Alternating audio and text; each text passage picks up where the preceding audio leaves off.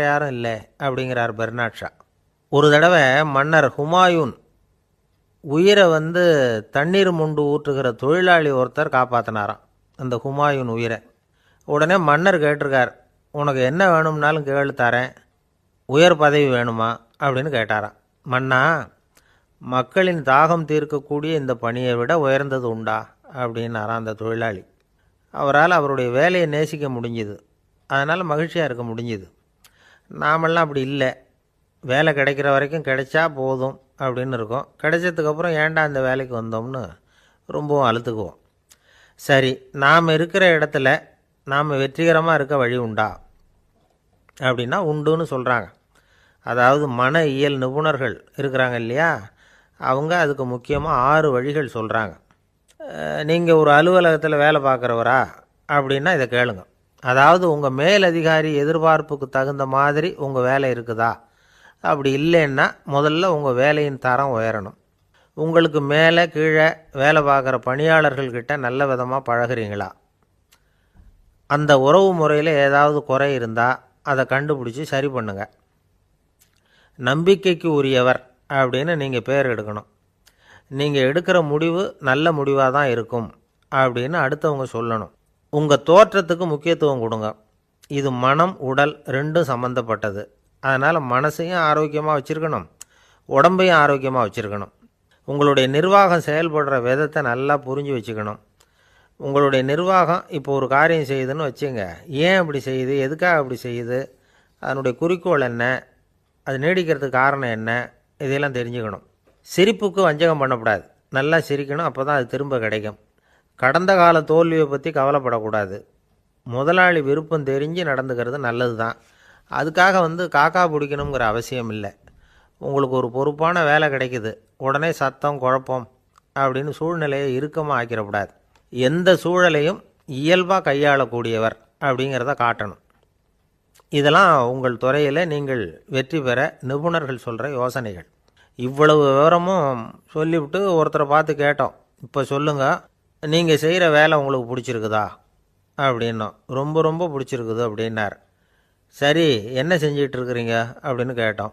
சும்மா தான் இருக்கிறேன் அப்படின்னார் அவர். அள்ள அள்ள குறையாதது அட்சய பாத்திரம், அது நமக்கு தெரியும், கேள்விப்பட்டிருக்கிறோம். ஆனால் போட போட நிரம்பாத ஒரு பாத்திரம் உண்டு. அது என்ன தெரியுமா? நம்மளில் பல பேர்கிட்ட அந்த பாத்திரம் உண்டு. அதுதான் பேராசை அப்படிங்கிற பாத்திரம். அதை நிறைவு செய்யவே முடியாது. பேராசையை பற்றி சுஃபி இலக்கியத்தில் ஒரு பிரபலமான கதை உண்டாம். அதை ஒரு பெரியவர் எடுத்து சொல்லியிருக்கிறார். ஒரு மன்னர் நகர்வலம் போயிட்டுருக்கார். ஒரு பிச்சைக்காரன் மன்னர் எதிரில் வரான். பிச்சை போடுங்கங்கிறான். என்னுடைய அமைதியை கெடுக்காதே போங்கிறார் மன்னர். அவன் சிரிக்கிறான். அரசே, உங்களுடைய அமைதி கெடக்கூடிய நிலையில் இருந்தால் அதுக்கு பேர் அமைதியே கிடையாது அப்படின்னு நானா. எதிரில் நிற்கிறது வெறும் பிச்சைக்காரன் இல்லை, யோகி அப்படிங்கிறத மன்னர் புரிஞ்சுக்கிட்டார். துறவியே, உங்களுக்கு என்ன வேணும்னாலும் கேளுங்க, கொடுக்குறேன்னாராம். அந்த துறவி மறுபடியும் சிரிக்கிறார். அரசே, உங்களால் முடியாததையெல்லாம் கொடுக்க முடியும்னு சத்தியம் செய்யாதீங்க அப்படின்னார். மன்னருக்கு கோபம் வந்துட்டுது. என்ன இவர் இப்படி சொல்கிறாரு அப்படின்னு நினச்சார். நகர்வலத்தை பாதியிலேயே நிறுத்தினார். வாங்க அரண்மனைக்குன்னார். துறவியை அழைச்சிக்கிட்டு அரண்மனைக்கு வந்துட்டார். துறவி தன்கிட்ட இருந்த பிச்சை பாத்திரத்தை நீட்டினார். இது நிறைய எனக்கு பொற்காசுகள் வேணும் அப்படின்னாராம். அவ்வளவு தானா, இது ஒரு பெரிய காரியமா அப்படின்னு கையை தட்டினாராம் மன்னர். ஒரு பெரிய தாம்பாளம் நிறைய பொற்காசுகள் சேர்ந்தது. அதை அள்ளி போட்டார். போட போட அந்த பிச்சை பாத்திரம் நிரம்பவே இல்லை. பொற்காசுகள் போட போட அவ்வளவையும் உள்ளே வாங்கிக்கிட்டே இருக்குது. அரசாங்க கஜானாவே காலி ஆகிட்டுது. மூட்டை மூட்டையாக பொற்காசுகளை கொட்டி பார்த்துட்டாங்க. அது முழுங்கிக்கிட்டே இருக்குது. கடைசி வரைக்கும் அந்த பிச்சை பாத்திரம் நிரம்பவே இல்லை. அரசர்கிட்ட இருந்த கர்வம் போயிட்டுது. அப்படியே பொத்துன்னு துறவி காலில் விழுந்தார். அப்போ அந்த துறவி சொன்னாராம், மன்னா, இந்த பிச்சை பாத்திரத்தை உங்களால் மட்டும் இல்லை, வேற யாராலையும் நிரப்ப முடியாது. அதுக்கு என்ன காரணம்னா, இது சாதாரண பிச்சை பாத்திரம் இல்லை, பேராசைகளோடு வாழ்ந்து செத்துப்போன ஒரு மனிதனின் மண்டை ஓடுது அப்படின்னாராம். பாருங்கள், இதுதான் அந்த சுஃபி இலக்கிய கதை. செத்த பிறகும் நிறைவு இல்லைன்னா அது எப்பேற்பட்ட பேராசையாக இருக்கும்னு யோசித்து பார்த்துங்க. நம்மால் ஒருத்தர் கல்யாணம் பண்ணிக்க பொண்ணு பார்த்துக்கிட்டு இருந்தார். அழகு, அறிவு, படிப்பு எதுவும் தேவையில்லை, பணம் மட்டும் இருந்தால் போதும் அப்படின்னு பார்க்குறவங்ககிட்டெல்லாம் சொல்லி வச்சார். ரொம்ப நாளைக்கு அப்புறம் ஒரு பணக்காரர் கிடைச்சார். அவர் சொன்னார், இதை பாருங்கள், எனக்கு 20 வயசில் ஒரு மகள், அவளை நீங்கள் கல்யாணம் பண்ணிக்கிட்டா 2 லட்சம் பணம் கொடுப்பேன். 25 வயசில் ஒரு பொண்ணு, அவளை கல்யாணம் பண்ணிக்கிட்டா 2.5 லட்சம் தருவேன். 30 வயசில் ஒரு பொண்ணு இருக்கா, அவளை கல்யாணம் பண்ணிக்கிட்டா 3 லட்சம் தருவேன். என்ன சொல்கிற அப்படின்னாராம். இவன் கொஞ்ச நேரம் யோசித்து பார்த்துருக்கான். அதுக்கப்புறம் மெதுவாக அவரை நிமிர்ந்து பார்த்து, ஏன் சார், உங்ககிட்ட 50 வயசில் ஏதாவது பொண்ணு இருக்கா அப்படின்னு கேட்டானா. ஒருத்தர் ரொம்ப அவசரமாக வந்தார். சார், மனுஷன் நிம்மதியாக இருக்கிறதுக்கு என்ன வழின்னு கேட்டார். சீக்கிரமாக ஒரு கல்யாணத்தை பண்ணிங்க, எல்லாம் சரியாக போடும் அப்படின்னோம். அவர் ஒரு மாதிரியாக பார்த்தார். ஏற்கனவே எனக்கு கல்யாணம் ஆகிட்டுது சார், அதனால தானே நிம்மதியாக இருக்கிறதுக்கு வழி கேட்குறேன் அப்படின்னார். சரி, இவர் ஒரு மாதிரியான கேஸ் அப்படின்னு நினச்சிக்கிட்டு நம்மக்கிட்ட இருந்த ஒரு சின்ன புத்தகத்தை அவர்கிட்ட தூக்கி கொடுத்தோம். இதை படித்து பாருங்கன்னு. கல்யாணத்துக்கு பிறகும் சந்தோஷமாக இருக்கிறதுக்கு என்ன வழி அப்படிங்கிற கேள்விக்கு அந்த புத்தகத்தில் விளக்கம் இருந்தது. கணவன் மனைவிக்குள்ளே சிக்கல் வராமல் இருக்கிறதுக்கு அதில் சில வழிகளை சொல்லி கொடுத்துருக்குறாங்க.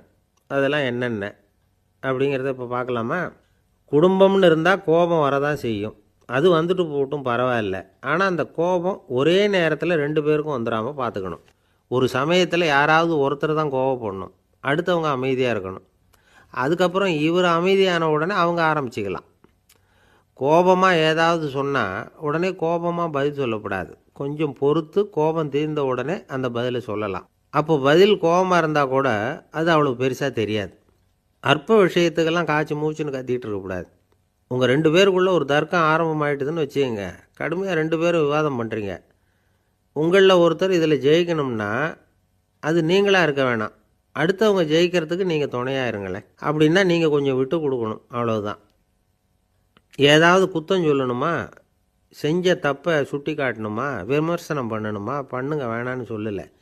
ஆனால் சொன்னதை அப்படி சொல்கிறத கொஞ்சம் அன்பாக இதமாக சொல்லுங்கள். எப்போவோ நடந்த தவறுகளையெல்லாம் இப்போ போய் மறுபடியும் ஞாபகப்படுத்திகிட்டு இருக்க வேண்டாம்.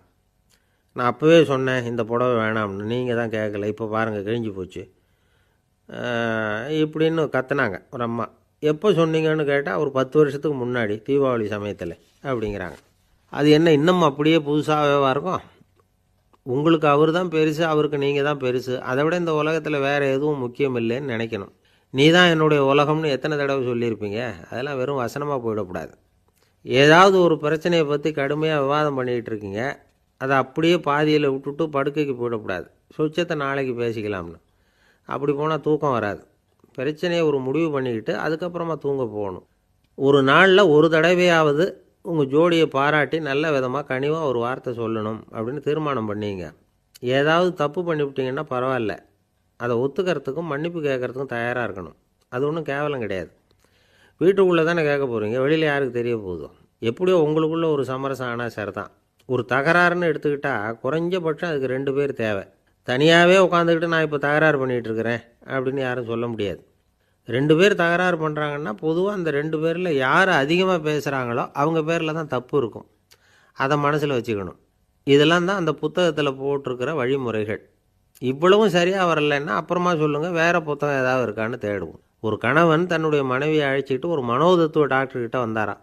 டாக்டர், எங்களுக்கு கல்யாணம் ஆகி 30 வருஷ காலமாக நாங்கள் ஒரு விஷயத்தில் கூட ஒத்து போனதில்லை அப்படின்னு ஆரம்பித்தார். உடனே அந்த அம்மா குறுக்கிட்டு, அது 30 வருஷம் இல்லை 32 வருஷம் அப்படின்னாங்களாம். சில பேரை இப்படி சொல்கிறது உண்டு. அடுத்தவங்களை அனுசரித்து நடந்துக்க தெரியல, அவன் என்ன சார் மனுஷன் அப்படிம்பாங்க. சக மனிதர்களோடு எப்படி பழகிறது அப்படின்னு தெரியாததுனாலேயே பல பேர் இன்றைக்கி சங்கடப்பட்டுக்கிட்டு இருக்கிறாங்க. வசதி வாய்ப்பெல்லாம் சரியாக இருக்கும், ஆனால் வாழ்க்கை சரியாக இருக்காது. இன்னொருத்தர்கிட்ட எப்படி பேசுறது பழகிறதுங்கிறது தெரியாததுனால தான் இந்த அவஸ்தை. சரி, இந்த அவஸ்தை இல்லாமல் வாழறது எப்படி? இதுக்கு அனுபவசாலிகள் சில வழிமுறைகளை சொல்கிறாங்க. அதெல்லாம் என்னென்னங்கிறத இப்போ தெரிஞ்சுக்குவோம். முதல்ல நம்ம நாக்கு நம்ம கண்ட்ரோலில் இருக்கணும். வார்த்தைகளை கொட்டிவிட்டு அதுக்கப்புறம் அள்ள முடியாமல் கடந்து கஷ்டப்படக்கூடாது. எப்படி பேசுகிறோங்கிறதும் முக்கியம், பேசுகிறப்ப எப்படி முகத்தை வச்சுருக்கிறோங்கிறதும் முக்கியம். அன்பாக பேசினாலும் நல்லாயிருக்கும். அப்படி பேசுகிறப்ப ஆதரவாக அவர் தோள் மேலே ஒரு கையை போட்டுக்கிட்டு பேசினா இன்னமும் நல்லாயிருக்கும். 2வது விஷயம், இன்னொருத்தர்கிட்ட பேசுகிறப்போ வாக்குறுதிகளை அள்ளி வீசக்கூடாது. கொடுக்குற வாக்குறுதி குறைச்சலாக இருக்கணும். அப்படி கொடுத்த வாக்குறுதியை கண்டிப்பாக நிறைவேற்றணும். நாம் ஒருத்தரை பாராட்டுறோம் அல்லது அவரை பற்றி அபிப்பிராயம் சொல்கிறோம்னா அது ஆக்கப்பூர்வமாக இருக்கணும். நம்ம பாராட்டு அல்லது விமர்சனம் அடுத்தவருடைய முன்னேற்றத்துக்கு உதவுறது மாதிரி இருக்கணும். நாம் சொல்கிறத கேட்டுட்டு அவன் தலையில் கையை வச்சுட்டு உட்காந்துடக்கூடாது. எப்பவும் உற்சாகமாக இருக்கணும், முகம் அலர்ச்சியாக இருக்கணும். மனுஷன் இருந்தால் வருத்தம், கவலை, ஏமாற்றம் எல்லாம் இருக்க தான் செய்யும். அதெல்லாம் மனசில் இருக்கட்டும். அந்த வருத்தமும் கவலையும் ஏமாற்றமும் சேர்ந்துக்கிட்டு நம்ம முகத்தில் இருக்கிற மலர்ச்சியை மூடி மறைக்கிறதுக்கு நாம் இடம் கொடுத்துடக்கூடாது. எந்த விஷயத்தை பற்றி யாருக்கிட்ட பேசினாலும் வெளிப்படையாக பேசணும், திறந்த மனசோடு பேசணும். மூடி மறைச்சி முன்னு மூழ்கிக்கிட்டு இருக்கக்கூடாது. இன்னொருத்தர்கிட்ட பேசுகிறப்போ விவாதம் பண்ணுங்க, அது தப்பு இல்லை. ஆனால் வாதாடிக்கிட்டு இருக்கக்கூடாது. அதாவது என்ன சொல்கிறாங்கன்னா, டிஸ்கஸ் பண்ணலாம், ஆர்கியூ பண்ணக்கூடாதான். நம்மக்கிட்ட இருக்கிற நல்ல குணங்களை நாம் எடுத்து சொல்லிகிட்டு இருக்கக்கூடாது. அந்த நல்ல குணங்களே நம்மளை பற்றி எடுத்து சொல்லணும், அது மாதிரி நடந்துக்கணும். அதே மாதிரி அடுத்தவங்க கிட்ட உள்ள கெட்ட குணங்களை பற்றி அவசியம் இல்லாமல் நாம் பேச வேண்டியதில்லை. உங்களை பற்றி யாராவது தப்பாக பேசுகிறாங்களா, அப்படி அவங்க பேசுகிறதுல உண்மை இல்லையா அப்படின்னா அதை நீங்கள் பொருட்படுத்த வேண்டியதில்லை, விட்டுடலாம். அது தானாக போயிடும். ஒரு 4-5 பேரோட பேசிக்கிட்டு இருந்தீங்கன்னா எல்லாருக்கும் முக்கியத்துவம் கொடுங்க, யாரையும் அலட்சியப்படுத்தாதீங்க. தமாஷா பேசலாம், ஆனால் அவங்க தமாஷ் அடுத்தவங்களை கேலி பண்ணுறதா இருக்கக்கூடாது. நமக்கு கிடைக்க வேண்டியது கிடைக்கலையே அப்படிங்கிற தவிப்பு நம்மக்கிட்ட இருக்கக்கூடாது, அது தேவையில்லை. உங்கள் செயல்பாடுகள் தெளிவாக இருக்கட்டும், பாராட்டு தானாக அவங்கள தேடிட்டு வரும். இன்னொரு மனுஷனுடைய மனசில் கௌரவமான ஒரு இடத்த பிடிக்கணும்னா நாம் இந்த குணத்தையெல்லாம் நம்மக்கிட்ட வளர்த்துக்கணும். இதெல்லாம் அனுபவசாலிகள் சொல்லியிருக்கிற குறிப்புகள். இந்த குறிப்புகளை சரியாக புரிஞ்சுக்கணும், அது முக்கியம். தப்பாக புரிஞ்சுக்கிட்டா என்ன ஆகும் தெரியுமா? இதை கேளுங்க. ஒருத்தர் வந்தார், சார் அடுத்தவங்க தோள் மேலே கையை போட்டுக்கிட்டு அன்பாக பேசணும்னு சொன்னீங்க, அப்படி தான் பேசினேன். அவர் முதுகை கூட தட்டி கொடுத்தேன், என் வேலை போயிட்டுது சார், வீட்டுக்கு அனுப்பிச்சிட்டாங்க அப்படின்னார். யாருக்கிட்ட அப்படி பேசுனீங்கன்னு கேட்டோம். என் முதலாளிகிட்ட சார் அப்படிங்கிறார் ரொம்ப சோகமாக. இந்த உலகமே ஒரு நாடக மேடை, நாம் எல்லாரும் நடிகர்கள். இது ஞானிகள் சொல்கிறது. இது ஒரு பக்கம் இருக்கட்டும். இந்த உலகத்துக்குள்ளே எத்தனையோ நாடக மேடைகள், எத்தனையோ நடிகர்கள், எத்தனையோ நாடகங்கள். இதெல்லாம் எப்படி ஆரம்பமாச்சு, அதுதான் இன்றைக்கி தகவல். அதாவது ஆதி மனிதன் பேச ஆரம்பிக்கிறதுக்கு முன்னாடி சைகையாலேயே எல்லாத்தையும் சொல்லிகிட்டு இருந்தான். அதனால் அப்போவே நடிப்பு ஆரம்பமாயிட்டுது. முதல்ல ஒரு வேட்டையைத்தான் அவன் நடித்து காட்டியிருப்பான். இவன் எப்படி போனான், எதிரில் மிருகம் எப்படி வந்தது, அதோடு எப்படி சண்டை போட்டான், எப்படி அடித்து கொண்டுகிட்டு வந்தான், இதை அப்படியே மற்றவங்களுக்கு நடித்து காட்டியிருப்பான். ஏன்னா மொழி கிடையாது. இந்த காலத்துலலாம் நாடகங்களில் நடிக்கிறவங்கள நடிகர்கள்ங்கிறோம். ஒரு காலத்தில் இவங்களுக்கு என்ன பேர் தெரியுமா? திஸ்பியர்கள் அப்படின்னு பேரான். இதுக்கு காரணம் உண்டு. அதாவது 2000 வருஷத்துக்கு முன்னாடி கிரீஸ் நாட்டில் திசிபியஸ் அப்படின்னு ஒரு ஆள் இருந்தான். அவன் ஒரு பெரிய நாடக கலைஞன். அவன் சில இளைஞர்களை சேர்த்துக்கிட்டான், பயிற்சி கொடுத்தான், நாடக குழுவை உருவாக்கினான். நடிகர்களையும் நாடகத்துக்கு தேவையான பொருள்களையும் ஏற்றிக்கிட்டு போகிறதுக்கு ஒரு வண்டியையும் தயார் பண்ணான். அந்த வண்டியிலேயே அவன் கிரேக்க நாடு பூராவும் சுற்றினான். ஊர் ஊராக நாடகம் போட்டான். ஒரு ஊருக்கு போனதும் அங்கே நாடகம் நடத்த தியேட்டர் இருக்கா அப்படிங்கன்னெல்லாம் பார்க்குறதில்ல அவன். ஏன்னா அப்போலாம் தியேட்டர்னா என்னென்ன தெரியாது. நாடகம்னா அதை ஒரு மூடிய கொட்டைக்குள்ளே தான் நடத்தணுங்கிறது அப்போ யாருக்குமே தோணலை. இந்த வண்டி போகும், அதுவே ஒரு பகுதி அப்படியே ஒரு மேடை மாதிரி விரிச்சிக்கும். அதில் ஏறி நின்றுக்கிட்டு நாடகத்தை நடித்து காட்டுவாங்களாம்.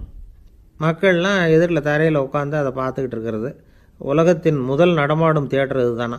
இந்த திசிபிஎஸ் தான் முதலாக உலகத்தில் நாடகங்கிற பொழுதுபோக்கை நடத்தி காட்டினவன் அப்படின்னு சொல்கிறாங்க. அவன் சொந்தமாக நாடகம் எழுதுனான், நடித்தான், நாடகத்தை இயக்கினான். அதனால தான் அவனை first man of the theatre அப்படின்னு சொல்லுவாங்க. அவன் தான் நாடக மேடையின் முன்னோடி. கிரேக்கர் காலத்திலேயே நாடக ஆசிரியர்கள், நடிகர்கள், ரசிகர்கள் இவங்கள்லாம் உருவாயிட்டாங்களாம். நாடகத்தின் சரித்திரத்தில் இந்த 3 பிரிவும் ரொம்ப முக்கியம். அதாவது கிரேக்க தியேட்டர்கள்லாம் திறந்த வெளி மேடைகள் தான். பெரும்பாலும் மலைச்சரிவுகள், அதுவே படிப்படியாக பண்ணியிருப்பாங்க. கீழே அரைவட்ட வடிவில் மேடை, அதுக்கு ஆர்கெஸ்ட்ரான்னு பேர். பிற்காலத்தில் இதில் உட்காந்து இசைக்குழுவினர் வாய்ச்சதுனால இசைக்குழுவுக்கே ஆர்கெஸ்ட்ராங்கிற பேர் வந்துட்டுது. இப்போது கிரேக்க தியேட்டர்களில் ஒன்று, அதோட காலம் கிமு 340. அதை இன்னமும் பாதுகாத்து வச்சுருக்கிறாங்களாம். எபிடாரஸ் அப்படிங்கிற இடத்துல அது இருக்குதான். இன்னமும் அந்த தியேட்டரை பயன்படுத்திக்கிட்டு வர்றாங்களாம். சிறந்த கிரேக்க நாடகங்கள்லாம் அங்கே நடிக்கிறாங்களாம். ஆரம்ப காலத்திலேயே கட்டணம் கிடையாது. அப்புறம் பின்னாடி தான் நுழைவு கட்டணம்லாம் அப்படியே வந்துட்டு தான். நடிகர்கள் வந்து பளபளப்பான ஆடைகள் உடுத்தியிருப்பாங்களாம், இந்த குதிகால் உயர்ந்த காலணிகள் போட்டிருப்பாங்களாம். இதெல்லாம் பழைய குறிப்புகள். பலவிதமான உருவங்களில் மாஸ்க் அப்படின்னு சொல்லப்படுற முகமூடி. அதனால் ஒரே நடிகர் பல வேடங்களில் நடிக்கிறது உண்டான். ஆரம்பத்தில் பெண் நடிகர்கள் கிடையாது, எல்லாம் ஆண் நடிகர்கள் தான். ரோமானியர்கள் தான் முதல் நிரந்தர நாடக மேடையை கட்டினவங்க. அதுதான் முதல் தியேட்டர். கிமு 1048 காலகட்டத்தில் பாம்பிங்கிற நகரத்தில் அதை கட்டியிருக்கிறாங்களாம். கிரேக்க ரோமானிய தியேட்டர்களின் அடிப்படையிலேயே இந்த இத்தாலிய வடிவமைப்பாளர்கள் இந்த குதிரை லாட வடிவில் ஒரு ஆடிட்டோரியத்தை உருவாக்கினாங்களாம். இப்படி அதை பற்றி நிறைய தகவல் இருக்குது. 1576 லண்டனில் இந்த வின்ஸ்பர்ரி, அப்புறம் இந்த பில்ட்ஸில், அப்புறம் ஜேம்ஸ் இப்படிங்கிறவர் முயற்சியால் தான் இங்கிலாந்தில் முதல் தியேட்டர் உருவாச்சான். அப்படி ஒருத்தர் இருந்தாராம். உலக நாடக மேடையின் வரலாறு இதுதான். அதாவது இப்போல்லாம் அறிவியல் வளர்ச்சி அதிகமாகிட்டுது, திரைப்படம் தொலைக்காட்சி எல்லாம் வந்தாச்சு. ஒவ்வொரு வீடுமே ஒரு குட்டி தியேட்டர் மாதிரி ஆகிட்டுது. தொலைக்காட்சி முன்னாடி உட்காந்து எழுந்திருக்கவே மனசு வர்றதில்லை. ஒரு அம்மா ஒரு மனோதத்துவ டாக்டரை தேடிட்டு வந்தாங்களாம் இந்த காலத்தில். டாக்டர், எங்கள் வீட்டுக்காரர் எப்போ பார்த்தாலும் டிவி முன்னாடி உட்காந்துக்கிட்டு அதையே வெறிச்சு பார்த்துக்கிட்டு இருக்கிறார், உத்து பார்த்துக்கிட்டு இருக்கார், எனக்கு சந்தேகமாக இருக்குன்னாங்களாம். இது மனக்கோளாறு இல்லைங்க, ஆர்வக்கோளாறு, அவ்வளவுதான், இதுக்காக பயப்படாதீங்கன்னாரான் டாக்டர். அப்படி இல்லை டாக்டர், டிவி ஓடும் பொழுது நாம் எல்லாம் அதை பார்க்குறோம் சரி, ஆனால் அவர் அப்படி இல்லை, டிவியை நிறுத்தினதுக்கு அப்புறமும் அதையே உத்து பார்த்துக்கிட்டு உட்காந்துருக்கிறார், அதனால தான் சந்தேகப்பட்டு உங்ககிட்ட வந்தேன் அப்படின்னாங்களாம். ஒரு சின்ன பையன் வந்தான். அவனை பார்த்து ஒரு கேள்வி கேட்டோம். ஏன்ப்பா உங்கள் வீட்டில் அம்மா புத்திசாலியா அப்பா புத்திசாலியா அப்படின்னு. அவன் அலட்சியமாக நம்மளை பார்த்து சிரிக்கிறான். என்ன சார் இது, இந்த காலத்தில் இது கூட தெரியாமல் இருக்கிறீங்களே அப்படிங்கிறான். ஒரு சின்ன பையன் நம்மளை பார்த்து இப்படி கேட்டு விட்டானே அப்படின்னு நினைக்கிறப்போ நமக்கு ஒரு மாதிரி ஆகிடும். அதுக்கப்புறம்தான் இந்த தாத்தா பாட்டிலாம் சொல்கிற ஒரு கதை ஞாபகத்துக்கு வந்தது. அது என்ன கதை தெரியுமா? ஒரு ஊரில் ஒரு அம்மாவும் பிள்ளையும் இருந்தாங்களாம். அந்த மகனுக்கு திடீர்னு தேசாந்திரம் போய் வரணும்னு ஆசை வந்துட்டுது. ஊராக போய் சுற்றி பார்க்கணுங்கிற ஆசை. அந்த அம்மாவுக்கு இது பிடிக்கல. மகனை பிரிஞ்சு இருக்கிறதுக்கு அவங்க மனசு இடம் கொடுக்கல. வேணாப்பான்னு சொல்லி பார்த்தாங்க, அவன் கேட்கல. திடீர்னு புறப்படவும் செஞ்சுட்டான். சரி, இனிமேல் அவனை தடுக்க முடியாதுன்னு முடிவு பண்ணிட்டாங்க அந்த அம்மா. இருந்தாலும் புத்திசாலித்தனமாக ஒரு யோசனை பண்ணாங்க. மகனை கிட்டத்தில் கூப்பிட்டாங்க. அவங்ககிட்ட சொன்னாங்க, இதை பாருப்பா, நீ தேசாந்திரம் போகிறதுன்னு தீர்மானம் பண்ணிவிட்ட, அதை நான் தடுக்கலை, போயிட்டு வந்துடும். ஆனால் போகிறதுக்கு முன்னாடி எனக்கு ஒரு வாக்குறுதி கொடுத்துட்டு போ அப்படின்னாங்க. போகிறப்போ ராத்திரியாக இருந்தாலும் பகலாக இருந்தாலும் சரி, புளிய மரத்து நிழலில் தான் தங்கணும். திரும்பி வர்றப்போ இரவும் பகலும் நீ வேப்ப மரத்து நிழல்லே தங்கணும் அப்படின்னாங்க. சரி, அப்படியே செய்கிறேன்னு சொல்லி வாக்குறுதி கொடுத்தான் பையன். புறப்பட்டு போனான். போகிற வழியில் புளிய மரத்து நிழல்லே தங்கினான், தூங்கினான். அப்படி போய்கிட்டே இருந்தான். 7வது நாள் அவன் உடம்பு சுகமில்லாமல் போயிட்டுது. ரொம்பவும் பலவீனமாயிட்டான். இனிமேல் நடக்க முடியாதுங்கிற நிலைமை வந்துட்டுது. யோசித்து பார்த்தான். சரி, இதுக்கு மேலே போக வேண்டாம் அப்படின்னு முடிவு பண்ணிவிட்டு திரும்பி வர ஆரம்பிச்சிட்டான். திரும்பி வர்றப்போ வழியில் வேப்ப மரத்து நிழல்லையே தங்கி தங்கி வந்தான். நாளுக்கு நாள் உடம்பு சரியாக வந்துட்டுது. 7வது நாள் வீட்டுக்கு சேர்றான். உடம்பு பழையபடியே கலகலப்பாயிட்டுது. பூர்ண சுகம். தேசாந்திரம் போன பையன் திரும்பி வந்துட்டானே அப்படின்னு அந்த அம்மா ஆச்சரியப்படலை. ஏன்னா அவங்களுக்கு தெரியும் இப்படி ஆகும்னு. பையன் சீக்கிரமாக திரும்பி வரணுங்கிறதுக்காக தான் அவங்க அந்த யோசனையை சொன்னாங்க. என்ன விஷயங்கிறதையும் அவங்களே சொன்னாங்க. மகனே, புளிய மரத்து நிழல் உடம்புக்கு உஷ்ணத்தை கொடுக்கும், சீக்கம் உண்டாக்கும். அதனால் நீ தொடர்ந்து புளிய மரத்து நிழலில் தங்கினாவே நோய்க்கு ஆளாயிட்ட. அதனால் பயணத்தை முடிச்சுக்கிட்டு திரும்பி வரணுங்கிற முடிவுக்கு வந்துட்ட. திரும்பி வர்றப்போ நீ தங்கினது வேப்ப மரத்து நிழல். அது உடம்புக்கு குளிர்ச்சியை தரக்கூடியது, நோயை தீர்க்கக்கூடியது. அதனால் சுகமாக வீட்டுக்கு சேர்ந்துட்ட. உன்னோட தேசாந்திர பயணத்தை தடுக்கிறதுக்காக தான் இப்படி பண்ணினேன் அப்படின்னாங்களாம் அந்த அம்மா. பார்த்தீங்களா அம்மாவோட புத்திசாலித்தனத்தை? அப்பாவாக இருந்தால் இப்படியா பண்ணுவார்? ஒரு அப்பா பையன்கிட்ட 10 ரூபா கொடுத்து இதை எடுத்துக்கிட்டு அடுத்த ஊருக்கு போய் அங்கே இருக்கிற மாமா கிட்ட இதை கொடுத்துட்டு வாடா, வழியில் எங்கேயாவது மரத்தடியில் படுத்து தூங்கி விடாதே அப்படின்னு எச்சரிக்கை பண்ணி அனுப்புனாராம். பையனுக்கு எச்சரிக்கையாக வாழறது எப்படிங்கிறத கற்றுக் கொடுக்கறதுக்காக இப்படி பண்ணார். அவன் பணத்தை வாங்கிக்கிட்டு போனான். அப்பா சொன்னதை மறந்துட்டு ஒரு மரத்தடியில் படுத்து தூங்கிட்டான். அவனுக்கு தெரியாமல் அவன் பின்னாடியே போன அப்பா அவன் கையில் இருந்த அந்த 10 ரூபாயை நைஸாக எடுத்துகிட்டு வந்துட்டார். அவன் பையில் தானே வச்சுருந்தான், அது தெரியாமல் எடுத்துகிட்டு வந்துட்டார். அவன் தூங்கிக்கிட்டு இருக்கான். எடுத்துகிட்டு ஒரு மறுபடியும் வீட்டுக்கு வந்துட்டார். பையன் முழிச்சுக்கிட்டு பையை தடவி பார்க்குறான், பணத்தை காணும். அழுதுகிட்டே திரும்பி வந்தான். அப்பா கிட்ட விஷயத்த சொன்னான். அப்பா சிரிச்சுக்கிட்டே சொன்னார், அதுக்கு தான்ப்பா ஆரம்பத்திலேயே எச்சரிக்கை பண்ணினேன், இனிமேலாவது நீ ஜாக்கிரதையாக இருக்கணும் அப்படிங்கிறதுக்காக தான் இப்படி பண்ணினேன். அந்த பணம் எங்கேயும் போயிடலை, நான் தான் அதை உனக்கு தெரியாமல் எடுத்து வச்சிருக்கிறேன். இதோ பாரு அப்படின்னு சொல்லிட்டு சைடு பாக்கெட்டில் கையை விட்டா அது ஓட்டையாக இருக்குது. அதை எவனோ ஏற்கனவே கத்திரிச்சு எடுத்துகிட்டு போட்டான். இப்போ அப்பா முகத்தில் அசடு வழிஞ்சுதான். ஒரு அரசனும் அமைச்சரும் ஒரு நாள் ரொம்ப சாவகாசமாக பேசிக்கிட்டு இருந்தாங்களாம். அரசன் அமைச்சரை பார்த்து ஒரு கேள்வி கேட்டிருக்கார். ஏங்க அமைச்சரே, ஆசை இல்லாத ஒரு மனுஷனால் இருக்க முடியுமா அப்படின்னு. ஏன் முடியாது, துறவி அப்படிங்கிறவங்கெல்லாம் அப்படிப்பட்டவங்க தானே அப்படின்னாராம் அமைச்சர்.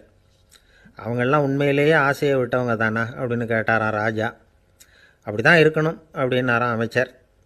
அப்படின்னா ஆசையே இல்லாத ஒரு உண்மையான துறவியை நான் பார்க்கணுமேன்னார். அது என்ன பிரமாதம், அதுக்கு நான் ஏற்பாடு பண்ணுறேன் அப்படின்னு விட்டார் இவர். சொல்லிவிட்டு உடனே புறப்பட்டு போனார். அங்கங்கே தேடினார். அப்புறம் தான் அவருக்கு புரிஞ்சுது உண்மை துறவியை கண்டுபிடிக்கிறது எவ்வளவு கஷ்டமான காரியம்னு. இருந்தாலும் ராஜா கிட்ட சொல்லியாச்சே உண்மை துறவியை காட்டுறேன்னு. இப்போ என்ன பண்ணுறது, ராஜா கிட்ட சொன்னபடி நடக்கலைன்னா அவருக்கு கோபம் வந்துடும். அமைச்சர் ஒரு யோசனை பண்ணார். அவருக்கு ஒரு வழி தெரிஞ்சுது. அதுதான் சரின்னு முடிவு பண்ணார். அதாவது அந்த ஊரில் அவருக்கு தெரிஞ்ச நாடக நடிகர் ஒருத்தர் இருக்கிறார், நல்லா நடிப்பார். அவரை போய் பார்த்தார். இதை பாருப்பா, எனக்காக நீ ஒரு காரியம் செய்யணும்னார். என்னன்னு கேட்டார் அவர். நீ ஒரு துறவி மாதிரி கொஞ்சம் நேரத்துக்கு நடிக்கணும். ராஜா உன்னை பார்த்துட்டு போகிற வரைக்கும் நடி, அது போதும். அதுக்காக உனக்கு 10,000 ரூபா தரேன் அப்படின்னார். அவர் எந்த காலத்தில் இவ்வளவு பணத்தை மொத்தமாக பார்த்துருக்கார். அதனால் உடனே சரின்னு ஒத்துக்கிட்டார். அமைச்சர் அரண்மனைக்கு திரும்பி வந்தார். என்ன அமைச்சரே, இன்னுமா ஒரு உண்மையான துறவி கிடைக்கலன்னார். உண்மையான துறவி ஒருத்தரை இப்போ தான் கொஞ்ச நேரத்துக்கு முன்னாடி பார்த்து பேசிவிட்டு வர்றேன். அவர் நம்ம ஊருக்கு வெளியில் குளத்தங்கரையில் உள்ள ஒரு ஆலமரத்துக்கு அடியில் உட்காந்துருக்கிறார் அப்படின்னார் இவர். அப்படின்னா உடனே புறப்படுங்க அப்படின்னார் ராஜா. பரிவாரங்களோடு புறப்பட்டார். அங்கே அந்த மரத்தடியில் அந்த ஆள் வேஷம் போட்டுக்கிட்டு துறவி மாதிரி உட்காந்துருக்கிறான். ராஜா நேராக போனார். அந்த துறவி காலில் பொத்துன்னு விழுந்து வணங்கினார். உடனே ராணியும் அவர் காலில் விழுந்தாங்க. அடுத்தபடியாக அமைச்சர் விழுந்தார். அவருக்கு தெரியும் இது நம்ம ஆள் தான்னு. இருந்தாலும் என்ன பண்ணுறது, நேரம். அப்புறம் பரிவாரங்கள்லாம் துறவி காலில் விழுந்து ஆசீர்வாதம் வாங்கிட்டாங்க. ராஜா அப்புறமா தங்கத்தட்டில் பொன்னையும் பொருளையும் வச்சு அந்த துறவிக்கிட்ட ரொம்ப பணிவாக நீட்டுறார். தாங்கள் தயவு பண்ணி இதை ஏற்றுக்கணும் அப்படின்னு வேண்டிக்கிட்டார். அந்த துறவி பற்றில்லாமல் அதை பார்த்தார். எல்லாத்தையும் திறந்துவிட்ட எனக்கு இதெல்லாம் எதுக்காக அப்படின்னு சொல்லி அதை மறுத்துட்டாராம். ஆஹா, உண்மையான துறவியை பார்த்துட்டோம் அப்படிங்கிற ஆனந்தம் அரசருக்கு. ரொம்ப நிம்மதியாக திருப்தியாக திரும்பி வந்தார் அரண்மனைக்கு. அதுக்கப்புறம் அமைச்சர் யாருக்கும் தெரியாமல் அந்த துறவிகிட்ட ஓடினார். சொன்ன பிரகாரம் பணத்தை நீட்டினார். இந்தாப்பா, நான் உங்ககிட்ட சொன்னபடி 10,000 ரூபா பணம் எடுத்துக்கோ அப்படின்னார். அந்த ஆள் ராஜா கிட்ட சொன்னது மாதிரியே எல்லாத்தையும் திறந்துவிட்ட எனக்கு இதெல்லாம் எதுக்காக வேணாம் அப்படின்னு விட்டாராம். நடித்த வரைக்கும் போதும்ப்பா, இனிமேல் இந்த நாடக வசனம்லாம் வேணாம், வேஷத்தை கலைச்சிரு, பணத்தை வாங்கிக்கோன்னார். இல்லைங்க, இது வேஷம் இல்லை, இது வசனமும் இல்லை, இது உண்மை. கொஞ்ச நேரம் துறவி மாதிரி நடித்ததுக்கே இந்த தேசத்து ராஜா, ராணி, அமைச்சர், பரிவாரங்கள் எல்லாம் என் காலில் விழுந்து வணங்குறாங்க. அப்படின்னா உண்மையான துறவியாக இருக்கிறது எவ்வளவு பெருமையான விஷயம். நான் உண்மையான துறவியாக ஆக போகிறேன், அப்படி முடிவும் பண்ணிட்டேன் அப்படின்னார் அந்த நடிகர். வேஷம் கூட எப்படிப்பட்ட விளைவுகளை உண்டு பண்ணுது பார்த்தீங்களா. நம்மால் ஒருத்தன் ரொம்ப வசதியாக தான் இருந்தான். ஒரு நாள் அவன் சொத்து பூரா திருட்டு போயிட்டுது. அதுக்கப்புறம் இவன் துறவி மாதிரி ஆகிட்டான். ஊர் ஊராக சுற்றினான். ஒரு குருநாதரை தேடி கண்டுபிடிச்சான். அவர்கிட்ட சீடனாக சேர்ந்துக்கிட்டான். அவனை பார்த்து ஒருத்தர் கேட்டார், நீ உண்மையான சீடன் தானான்னு. இல்லைங்க, சீடன் மாதிரி நடிச்சுக்கிட்டு இருக்கிறேன் அப்படின்னா. அது குரு துரோகம் இல்லையா அப்படின்னு கேட்டார் அவர். இல்லைங்க, நான் பண்ணது குரு துரோகம் இல்லை, என் குரு பண்ணது தான் துரோகம். என்னுடைய பணத்தை கொள்ளையடித்தது இவர் தான். அதை எங்கே வச்சிருக்காருன்னு கண்டுபிடிக்கிறதுக்காக தான் இவர்கிட்ட சீடனாக சேர்ந்துருக்கிறேன் அப்படின்னா. ஒரு ஆள் இருந்தான், நிறைய பணம் சம்பாதிச்சான். ஆனால் செலவு பண்ண மனசு வரல, கருமி. அவன் என்ன பண்ணான், சேர்த்த பணம் பூராவையும் ஒரு மரத்தடியில் புதைச்சி வச்சுருந்தான். வாரத்துக்கு ஒரு தடவை அந்த மரத்தடிக்கு வருவான். புதைச்ச இடத்த ஆவலோடு பார்த்துக்கிட்டு இருப்பான். அதுக்கப்புறம் போயிடுவான். அவ்வளவுதான். ஒரு நாள் ஒரு திருடன் வந்தான். இவன் புதைச்சி வச்சுருந்ததெல்லாம் எடுத்துகிட்டு போட்டான். இது தெரிஞ்சு போச்சு. அந்த கருமி புலம்ப ஆரம்பிச்சிட்டான். இவன் புலம்பலை கேட்டதும் அக்கம் பக்கத்தில் இருந்தவங்கெல்லாம் ஓடி வந்தாங்க. என்ன விஷயம்னு விசாரித்தாங்க. இவன் சொன்னான். ஒரு பெரியவர் கேட்டார், ஏப்பா வாரம் வந்து இந்த இடத்த பார்க்குறதாக சொன்னியே, எப்போவாவது இதில் இருக்கிற பணத்தை எடுத்து செலவு பண்ணியிருக்கியா அப்படின்னு கேட்டார். நான் அப்பப்போ வந்து அதை பார்க்குறது தான் வழக்கம், அதை தொட்டதே இல்லைன்னு அவன். சரி, அப்படின்னா இப்போவும் நீ அதே மாதிரி வாரம் ஒரு தடவை வந்து இந்த இடத்த பார்த்துட்டு போகலாமே அப்படின்னாராம் அந்த பெரியவர். அதுவும் சரிதானே, எவ்வளவு காலமானாலும் அவன் அந்த பணத்தை எடுத்து செலவு பண்ண போகிறதில்ல. அப்படி இருக்கிறப்ப உள்ளே பணம் இருந்தாலும் ஒன்று தான், இல்லாமல் போனாலும் ஒன்று தான். இதிலேருந்து என்ன புரியுதுன்னா, ஒருத்தர்கிட்ட இருக்கிற பணத்தை கொண்டு அவர் பணக்காரரா ஏழையா அப்படின்னு முடிவு செய்கிறது சரியில்லை. அந்த செல்வத்தை அனுபவிக்கிற திறன், பயன்படுத்துகிற திறன், அதை வச்சு தான் அவர் ஏழையா பணக்காரரா அப்படிங்கிறத நிர்ணயம் பண்ணணும். அதுதான் சரி. செலவு பண்ண தெரியாதவன் சேகரம் பண்ணிகிட்டே இருக்கிறதுனால என்ன பிரயோஜனம்? தலைமுடியே இல்லாதவன் தாராளமாக சீப்புகளை வாங்கி சேகரம் பண்ணுறது மாதிரி தானே இது. சில சமயம் செலவு பண்ண நாம் தயாராக இருந்தால் கூட அந்த செல்வம் நமக்கு பயன்படுறதில்ல. அரேபியாவில் ஒரு நகை வியாபாரி விலை உயர்ந்த முத்துக்களை எல்லாம் அவர் வச்சு வியாபாரம் பண்ணிகிட்டு இருந்தார். அவர் ஒரு சமயம் ஒரு பாலைவனம் வழியாக போயிட்டு இருக்கிறார் ஒட்டகத்தில். அப்போது திடீர்னு கடுமையான புயல் வீச ஆரம்பிச்சுட்டுது. திசை தவறி இவர் எங்கேயோ வந்துட்டார். கூட வந்தவங்களையும் காணலை, எங்கே போனாங்களோ தெரியல. இவர் ரொம்ப பயந்து போய் அங்கே எங்கேயுமா அலைஞ்சு திரியிறார். வழியே தெரியல, பசி கடுமையாயிட்டுது. ஒட்டகத்து முதுகில் ஒரு மூட்டை இருந்தது, அதை பிரித்து பார்த்தார். உள்ளே ஏதாவது இருக்கான்னு தேடி பார்க்குறார். அது வரைக்கும் கண்ணில் தட்டுப்படாத அபூர்வமான ஒரு பை கண்ணில் பட்டுது. ஆஹா, அதில் ஏதாவது சாப்பிட்றதுக்கு இருக்கும் அப்படின்னு நினச்சி ஆவலாக அதை பிரித்து பார்க்குறார். அந்த பையில் விலை உயர்ந்த முத்துக்கள் நிறைய இருந்துதான். அப்போ தான் அவர் நினச்சாராம், விலை உயர்ந்த முத்துக்கள் கூட சாப்பிட்றதுக்கு உணவாக முடியாது அப்படிங்கிறத புரிஞ்சுக்கிட்டாராம். எந்த நேரத்தில் எது நமக்கு தேவையோ அது நமக்கு தாராளமாக கிடைக்கணும். அப்படி அது கிடைக்கிறதுக்கு நம்மக்கிட்ட இருக்கிற செல்வம் பயன்படணும். அது நமக்கும் பயன்படலாம், நம்ம மூலமாக அடுத்தவங்களுக்கும் பயன்படலாம். அதுதான் செல்வத்தின் பயன். ஒரு மரத்தடியில் ஒருத்தன் உட்காந்து அழுதுகிட்டு இருந்தான். அந்த பக்கமாக வந்த இன்னொருத்தன் ஏப்பா அழுதுகிட்டு இருக்கிறேன்னு கேட்டான். இந்த இடத்துல தான் பூமிக்கு அடியில் பணம் இருக்குது, புதைச்ச இடம் தெரியல, அதான் அழறேன் அப்படின்னா. நல்லா ஞாபகப்படுத்தி பாரு, எந்த இடத்துல புதைச்ச அப்படின்னு கேட்டான் இவன். அது எப்படி எனக்கு தெரியும், புதைச்சி வச்சிருக்கிறவன் நான் இல்லையே, எங்கள் எதிர்த்த வீட்டுக்காரன் அப்படின்னானா இவன். அந்த ஆள் என்னை கண்ணா புண்ணான்னு திட்டிவிட்டான் சார், அதை நினச்சா எனக்கு ரொம்ப வருத்தமாக இருக்குது அப்படின்னு சொல்லி கவலைப்பட்டார் ஒருத்தர். இதில் கவலைப்படுறதுக்கு என்ன இருக்குது அப்படின்னார் ஒரு பெரியவர். அவர் ஒரு மகான். என்ன சார் இப்படி சொல்கிறீங்க, ஒருத்தர் நம்ம பார்த்து திட்டுனா வருத்தமாக இருக்காதா அப்படின்னார். அது எப்படி வருத்தமாக இருக்கும், திட்டுறதுங்கிறது என்ன, அது வெறும் சத்தம் தானே அப்படின்னார் அந்த பெரியவர். நம்ம ஆளுக்கு தலையை பிச்சுக்கலாம் போல இருந்தது. இருக்காது அப்படின்னா நமக்கே அப்படி தானே தோணுது. அந்த பெரியவர் சொல்கிறது ரொம்ப பெரிய விஷயம். அதை நாம் புரிஞ்சிக்க முயற்சி பண்ணலாம்னா நடைமுறை வாழ்க்கைக்கு அது ஒத்து வர்றது மாதிரி தெரிய மாட்டேங்குது. இருந்தாலும் அந்த பெரியவர் அதுக்கு என்ன தான் விளக்கம் கொடுக்குறாருன்னு பார்ப்போமே. ஒரு ரயில் போயிட்டுருக்கு, அதில் ஒரு சாது போயிட்டுருக்கார். அந்த ரயில் வந்து அவர் ஹரித்வாரம் போயிட்டுருக்கார். அவர் ரயிலில் ஏகப்பட்ட கூட்டம். நம்ம ஊர் ரயில் கேட்க வேணும், டிக்கெட் வாங்கிட்டு கொஞ்சம் பேர், வாங்காத கொஞ்சம் பேர். அது என்னத்துக்கு அனாவசியமாக டிக்கெட் அப்படிங்கிற நினப்பில் பாதி பேர். இந்த கூட்டத்துக்கு மத்தியில் அந்த சாதுவும் போயிட்டுருக்கிறார். உட்கார்றதுக்காக இருந்த இடத்துல ஒரு ஆள் படுத்துருக்கிறான், கொஞ்சம் முரட்டு ஆசாமி. அவன் கால் பக்கத்தில் கொஞ்சோண்டு இடம் பாக்கி இருந்தது. அந்த இடத்துல இந்த சாது உட்காந்துருந்தார். மெதுவாக உட்காந்துக்கிட்டார் போய். ஆனால் அந்த ஆள் ராத்திரி பூரா இவரை காலால் உதச்சிக்கிட்டே இருக்கிறான். அது இவருக்கு ரொம்ப அவமானமாக பட்டுது. அதனால் துக்கம் ஏற்பட்டுது. இருந்தாலும் அதை ஒரு மாதிரியாக சகிச்சுக்கிட்டே இவர் வந்து சேர்ந்தார். பொழுது விடிஞ்சுது. அந்த சாது ஹரித்வார் வந்து சேர்ந்தார்.